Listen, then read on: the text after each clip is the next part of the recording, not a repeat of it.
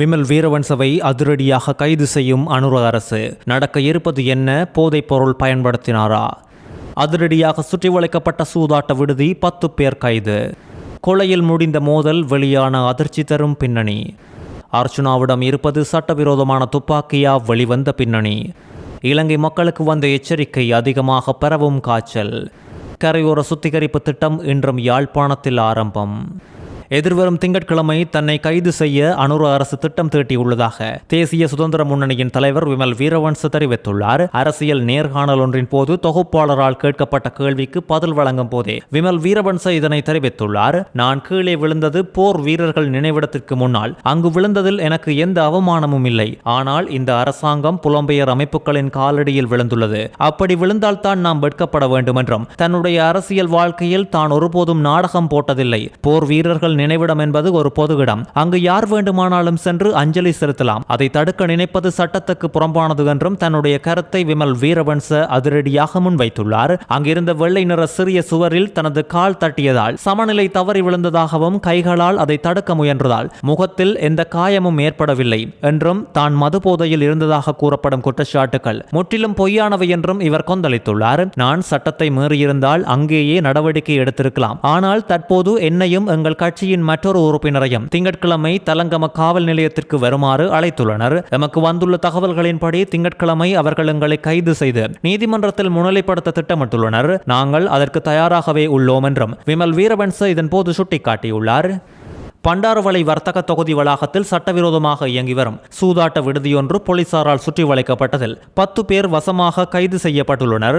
Bandarawela police குற்றத்தடுப்பு பிரிவினருக்கு வந்த ரகசிய தகவலை அடுத்து இன்று காலை நடந்த சோதனையின் போது இந்த கைது இடம்பெற்றுள்ளதோடு சூதாட்டத்தில் ஈடுபட்டிருந்தவர்கள் கைது செய்யப்பட்டுள்ளனர். நாடாளுமன்ற உறுப்பினர் ராமநாதன் அர்ச்சுனாவிடம் உத்தியோகபூர்வ துப்பாக்கியை விட மேலதிகமாக இன்னும் ஒரு சட்டவிரோத துப்பாக்கி மறைத்து வைக்கப்பட்டுள்ளதா என்று சட்டத்தரணி உமாகரன் ராசையா சந்தேகம் எழுப்பியுள்ளார். ராமநாதன் அர்ச்சுனா அண்மையில் யாழ்ப்பாணத்தில் பெண்ணொருவரை துப்பாக்கியை காட்டி மிரட்டிய சம்பவம் பதிவாகியதில் அது பல ஊடகங்களில் பேசுபொருளாக மாறிய நிலையில் இருக்கும்போது இவ்வாறான சந்தேகம் எழுவதாக இவர் தெரிவித்துள்ளார். தமிழக அரசியல் கட்சி தலைவர் சீமானை அச்சுறுத்தும் வகையில் நாடாளுமன்றத்தில் உரையாற்றிய நாடாளுமன்ற உறுப்பினர் அர்ச்சுனா, இந்தியாவுக்கு துப்பாக்கி கொண்டு வர முடிந்தால் சீமானை சுட்டுக் கொண்டிருப்பேன் அல்லது அவர் யாழ்ப்பாணம் வந்தால் சுட்டுக் கொள்வேன் என பகிரங்கமாக கொலை மிரட்டல் விடுத்திருந்தார். அண்மையில் பெண்ணொருவரை துப்பாக்கியை காட்டி அச்சுறுத்திய வழக்கில் அர்ச்சுனாவின் உத்தியோகபூர்வ துப்பாக்கியும் நீதிமன்றத்தால் முதல் செய்யப்பட்டுள்ளது.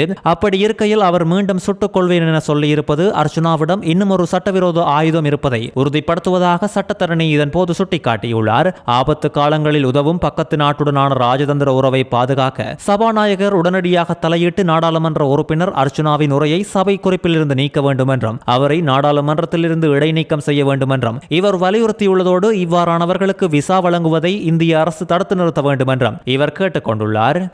தெனியாய பகுதியில் உள்ள சில பாடசாலைகளில் பதிவாகி இருந்த மூளைக்காய்ச்சல் நோய் தற்போது நாட்டின் பல பகுதிகளில் பரவியுள்ளதாக விசேட மருத்துவ நிபுணர் பாலித கருணாபேம தெரிவித்துள்ளார். தியத்தலாவ பகுதியில் 28 நோயாளர்களும், வெளிமடை பகுதியில் 13 நோயாளர்களும், ரிக்கிலஸ்கட பகுதியில் 25 நோயாளர்களும் பதிவாகியுள்ளதாக விசேட மருத்துவ நிபுணர் பாலித கருணாபேம குறிப்பிட்டுள்ளார். குறிப்பாக பாடசாலை மாணவர்களிடையே அதிக காய்ச்சல், தலைவலி மற்றும் வாந்தி போன்ற அறிகுறிகளுடன் இது பரவினால் நோய் குறித்து பொதுமக்கள் வீண் அச்சம் கொள்ள தேவையில்லை என்றும் இவர் சுட்டிக்காட்டியுள்ளார். இந்த அறிகுறிகள் பொதுவாக 5 முதல் 7 நாட்கள் வரை நீடிக்கும் என்றும், முறையான மருத்துவ சிகிச்சையின் மூலம் நோயாளர்கள் குணமடைந்து வருவதோடு நிலைமையை கட்டுப்படுத்த சுகாதாரத்துறையினர் தீவிர கண்காணிப்பு மற்றும் தடுப்பு நடவடிக்கைகளை மேற்கொண்டு வருவதாகவும் தெரிவித்துள்ளார். உணவு, நீர் மற்றும் நேரடி தொடர்பு மூலம் மூளைக்காய்ச்சல் பரவக்கூடும் என்பதால் தற்போது நிலவும் மழையுடனான காலநிலை மற்றும் வரவிருக்கும் பெசாக் பண்டிகையை முன்னிட்டு ஏற்பாடு செய்யப்பட்டுள்ள தனசாலைகள் மூலம் இந்த நோய் இன்னும் அதிகமாக பரவக்கூடும் அபாயம் காணப்படுவதாக இவர் சுட்டிக்காட்டியுள்ளார்.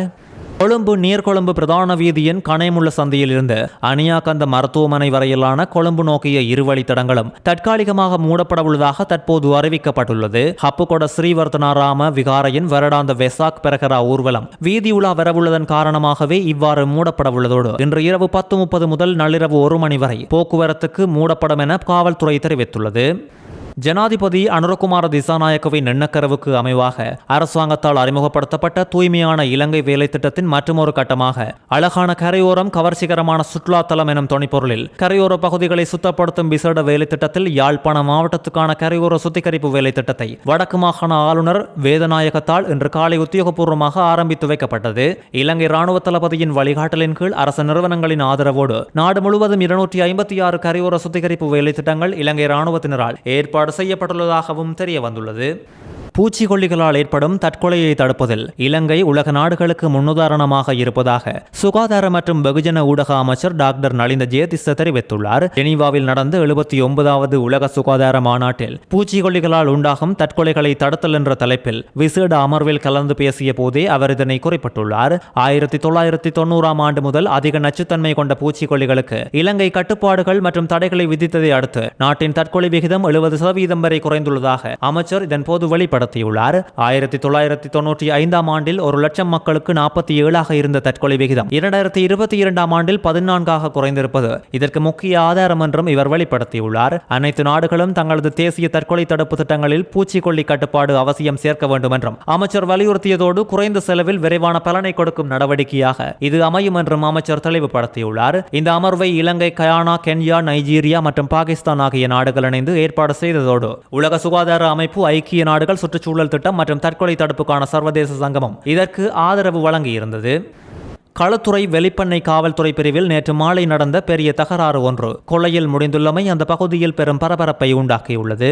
2 குழுக்களுக்கிடையில் உருவான வாய்த்தர்க்கம் திடீரென வன்முறையாக மாறிய போது 48 வயதுடைய நபர் ஒருவர் கூறிய ஆயுதத்தால் தாக்கப்பட்டு உயிரிழந்துள்ளார். உயிரிழந்தவர் தர்கா நகரத்தை சேர்ந்தவர் என்றும் சம்பவம் குறித்து மேற்கொள்ளப்பட்ட ஆரம்பகட்ட விசாரணைகளில் வாக்குவாதத்தின் போது சந்தேக நபர் கூர்மையான ஆயுதத்தால் தாக்குதல் நடத்தியதாக சற்று முன் அம்பலமாகியுள்ளது. குறித்த சம்பவத்தோடு தொடர்புடைய 56 வயதுடைய நபர் ஒருவரை காவல்துறையினர் அதிரடியாக கைது செய்துள்ளதோடு சம்பவம் குறித்து மேலதிக விசாரணைகளை வெளிப்பண்ணை காவல்துறையினர் மேற்கொண்டு வருகின்றனர். மட்டக்களப்பு மாவட்டத்தின் கரடியனாறு போலீஸ் நிலையத்தில் தடுப்பு காவலில் இருந்த கைதியொருவர் நேற்று இரவு உயிரிழந்த சம்பவம் பெரும் பரபரப்பை உண்டாக்கியுள்ளது. கரடியனாறு கித்துல் பிரதேசத்தை சேர்ந்த 4 பிள்ளைகளின் தந்தையான 50 வயதுடைய சுப்பையா வசந்தகுமார் என்பவரே இவ்வாறு உயிரிழந்துள்ளார். குறித்த சம்பவம் தொடர்பாக மட்டக்களப்பு மாவட்ட சிரேஷ்ட போலீஸ் அத்தியட்சகரின் ஆலோசனையில் வவுனதீவு போலீஸ் குழு ஒன்று கரடியனாறு போலீஸ் நிலையத்துக்கு வந்து விசாரணைகளை ஆரம்பித்துள்ளது. இந்த நபர் மதுபானம் அருந்திவிட்டு அடிக்கடி வீட்டில் தகராறில் ஈடுபட்டு வந்த நிலையில் நேற்றைய தினம் குறித்த நபரின் மனைவி கரடியனாறு போலீஸ் நிலையத்தில் செய்த முறைப்பாட்டினை தொடர்ந்து போலீசார் வீட்டுக்கு சென்று அவரை கைது செய்தனர். இது குறித்து விசாரணைக்காக கரடியனாறு போலீஸ் நிலையத்தில் தடுத்து வைக்கப்பட்டு சற்று நேரத்தில் மயக்க நிலை அடைந்ததாகவும் வைத்தியசாலைக்கு கொண்டு செல்லப்பட்ட வேளை உயிரிழந்ததாகவும் போலீசார் தெரிவித்துள்ளனர்.